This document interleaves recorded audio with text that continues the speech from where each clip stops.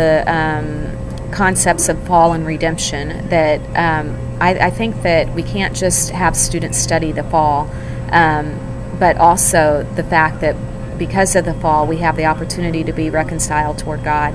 And so we can look at this fallenness of our society through our content area and then work together to reconcile the problems of our world with God's plan.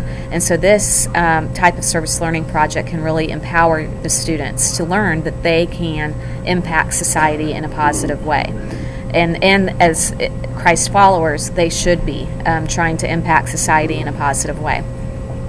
So, for example, I had a student teacher about 3 years ago now who was teaching the narrative of Frederick Douglass, the slave narratives of Frederick Douglass in her English class. And so she kind of brought together both English and social studies through also sharing with them contemporary news articles about modern-day slavery.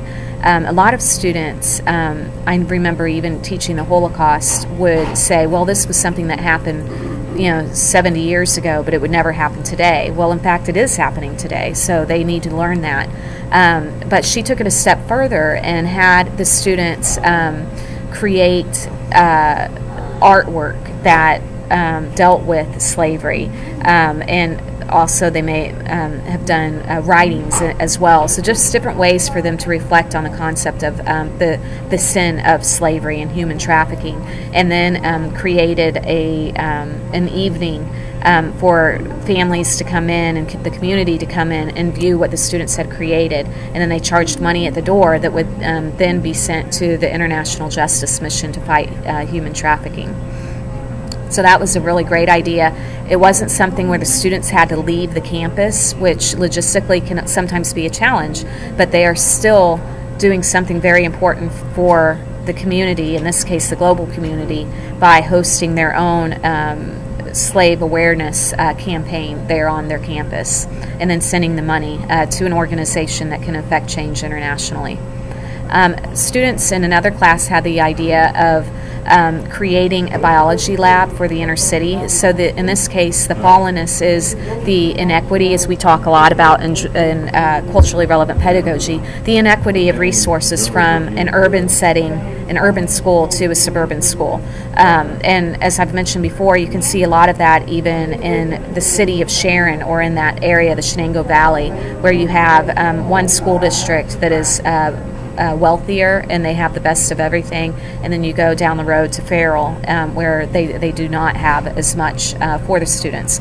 So these students had the idea that they would teach, the suburban students would learn a lab and then go into the inner city. They would be in high school, and so they'd go into the inner city to a middle school and teach the lab that they learned back at their home school, and then they would leave the lab equipment as well with the inner city school so that they could continue to conduct that lab experiment. And so they also had a fundraising component back at their home school to be able to raise the money to donate that lab equipment. Now that may have issues later when we talk about trying to keep things equal between the server and the served. So just remember that example later when we talk about that in a moment. The YMCA plan was similar in that you'll find too that a lot of YMCAs in city settings, either they're not there, or if they are, they do not have the same quality of resources that suburban YMCAs may have. And so this was an integration of 3 content areas: business, geometry, and science, where the geometry class would create some maps and drawings of how they would landscape the urban YMCA, perhaps also putting in baseball fields or soccer fields and so forth with the land. The business class would raise money, and they would need to raise a lot of money because they wanted to put in playground equipment and things that are very, very expensive. And then the science class would be involved in deciding what plants to plant and where, based on what is most likely to thrive in that kind of climate and setting. So again, they're trying to make an urban YMCA more equitable to a suburban experience. And then pollution and Save the Bay are both very similar.